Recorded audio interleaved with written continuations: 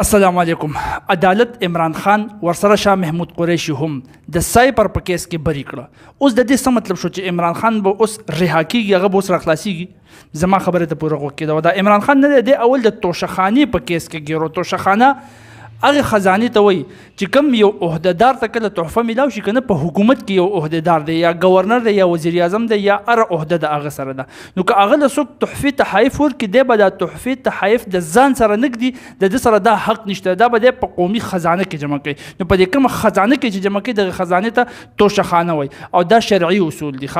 دا شرعي اصول دي. تا ته به یاد شي چې هغه د بنو اسد قبیلې آی تھنک سوچي او که سوچي پیغمبر علیه السلام هغه ولېږلو یو قبیلې خواله چې د هغې نه ته زکات راوړه، د زکات ریپرزنټیټیو یې کو هلته یو عهده ورته میلاو شوه. نو هغه چې کله واپس راغی نو هغه د زکات سامان خو راوړو، هغې پیغمبر علیه السلام ته په حواله کړو، خو ځینې څیزونه ورته ورسره داسې وو چې پیغمبر علیه السلام ته ووایي چې دا خو ما له خلکو په تحفه کې راغلي دي. پیغمبر علیه السلام ورته ووایي دام جمع کړه، وایي ته داسې کار وکړه چې د خپل پلار په کور کې کښېنه، تا له دې بیا څوک تحفه درکړي. مطلب یې دا دی چې دا تحفې میلاویږي تا ته د حکومت د دغې عهدې د وجې نه، لہذا دا کومې تحفې چې ته میلاویږي نو دا حق د دې کېږي چې د دغې حکومت په خزانه کې چې هغه د خلکو خزانه ده، د عوامو خزانه ده، په هغې کې ته جمع کړي.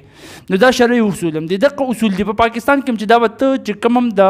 په حکومت کې یو عهدهدار وي، هغه له څوک تحفه راوړي، هغه به دی په دغه توشخانه کې په دغه خزانه کې جمع کوي. نو اوس پاکستان کې خو سیاستدانان تا ته معلوم دي توشخانه کې چا څه جمع کړي دي او څنګه یې اخیستي دي. نو د هغې یو لوی تاریخ پروت دی، هغې ډیټیل کې لازم بل په دلته کې اصول هم څه داسې جوړ دي چې څه په ارزان ریټ یې ته واپس راغستی شي، چې هغه اصول هم شرعي اصول نه دي، هغه د سره په کار نه دي، خو دي د هغې نه بلا خلکو فایده واخیسته، څه پکې کرپشن وکړو، چا چې پکې هر څنګه چل کړی دی. نو په عمران خان هم پکې یو کیس جوړ شو، هغه کیس پکې دا جوړ شو چې د توشخانې نه ګړۍ اخیستې دي. هغه ورته وایي چې لکه د خدای د عالمه خلکو پکې غټ غټ ګاډي واخیسته، ما ګړۍ اخیستې ده، هغه هم د اصولو مطابق اخیستې ده، د قانون مطابق اخیستې ده. خو بیا هم په ده باندې کیس وشو او هغه تقریبا په 5 اګست باندې شوی او ده ته په هغې کې سزا واورولی شوه. خو چې کله په عدالت کې پوره د دې جانچ پړتال وشو نو د هغې نه بعد دا کیس د هغه نه لږ شو چې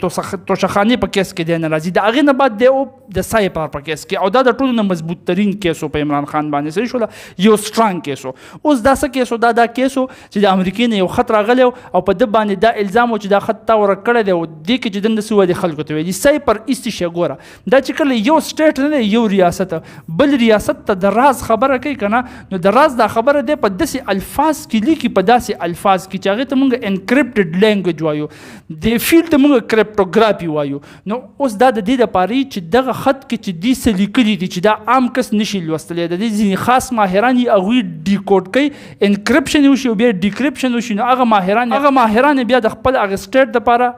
ډیکریپټ کی، مطلب عام زبان ته والی چې خلک ویلی شي. صحیح شو. اوس په عمران خان باندې او په شاه محمود قریشي باندې دا الزام و چې دغه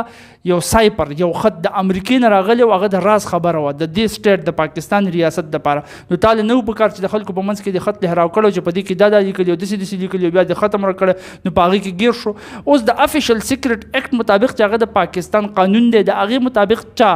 د سایپر دا غلطي وکړه په دې طریقه باندې، نو هغه ته یا خو د مرګ سزا ده او یا هغه ته قید دی. نو عمران خان ته او شاه محمود قریشي ته تقریبا 10 کاله قید په دې کې اورولی. نو دا یو مضبوط کیس په دې باندې جوړو چې هغه کیس اوسو عدالت ووایي چې عمران خان او شاه محمود قریشي په دې کې بری دي، دې کې دي ګناهګار نه دي، او هغه څنګه هغه ریزن عدالت لا ظاهره کړی نه دی، هغه عدالت ججز وایي چې موږ به یې وروسته ظاهروو، چې کله یې ظاهره کړه بیا به زه تاسو په هغې باندې هم پوهه کړم.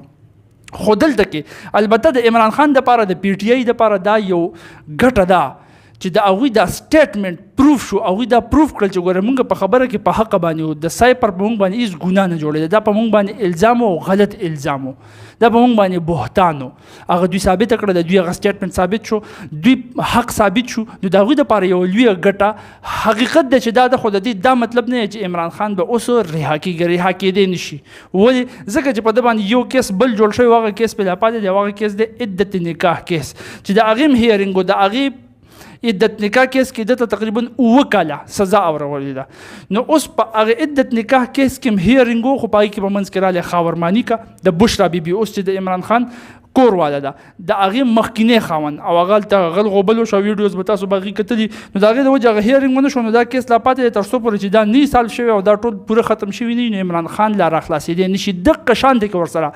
شاه محمود قریشي هم لا نشي راخلاصېدی، ځکه چې سایپر کیس کې خو هغه هم بری شو، خو په هغه باندې د 9 مۍ لا کیسز پاتې دي. نو په هغې کې هغه بانډه دی نو دام بانډه دی نو دواړه لا هلته پاتې دي او د ملک ورسره دا حل دی چې دې خبرې ته زما غوږ په غور باندې کېده وه چې په ملک کې دوه قسمه خلک جوړ شوي دي یو وایي چې بس دا سړی دی راخلاص شي په هر لحاظ چې دا سړی دی راخلاص شي او بل وایي چې نه 9 مۍ شوي دی چې په هر لحاظ چې په هر ځای کې تشه 9 مۍ 9 مۍ 9 مۍ 9 مۍ 9 مۍ هر کس بس 9 مۍ کوي او په منځ کې مونږ د سټیټ نه خبر نه یو چې په سټیټ کې د حالات سره روان دي تا ته پته شته IMF پاکستان ته اوس دا ډیمانډ بیا کې ښودی دی او په زور او شور سره یې ورته کېښودی دی چې داسې کار به وکړي چې د خپل د روپۍ ډپریشیشن به نور وکړي دا به نور هم ډپریشیټ کې هلته به مونږ تعالی باقي قرضې درکوو اوس ته ماته ووایه د دې روپۍ د ډپریشیشن مطلب دا دی چې دې ټایم کې ډالر نه دی هغه تقریبا 270 270 یا 276 روپۍ داسې خواوشا دی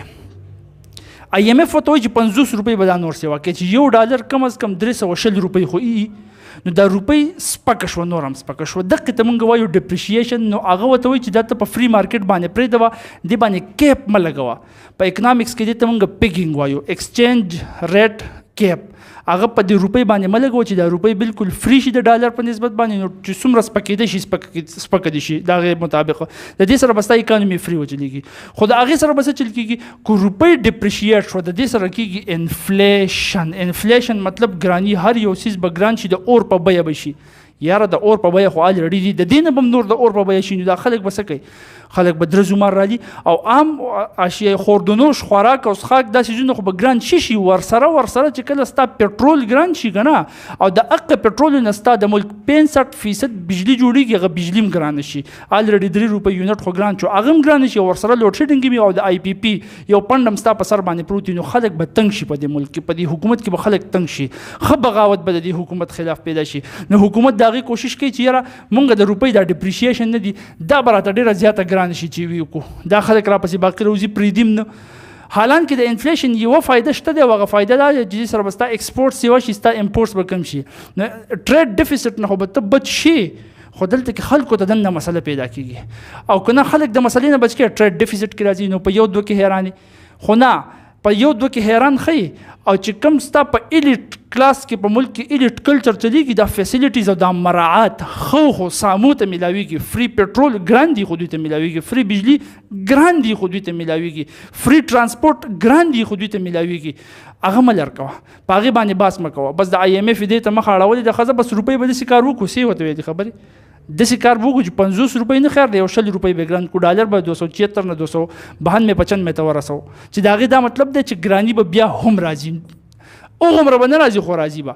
نو چې دا شته ګراني دې نه ته نور هم ګراني راځي نو خلک خو تنګې نو دا په ملک کې چاله چل نه ورځي چې دا اقتصادي حالات اوس ښه څنګه کو دا اکانومي سټیبلایز څنګه کو اکنامک سیستم سټیبلایز څنګه کو او په جذباتو کې دننه نښتې دي څوک یو طرف ته دي څوک بل طرف ته دي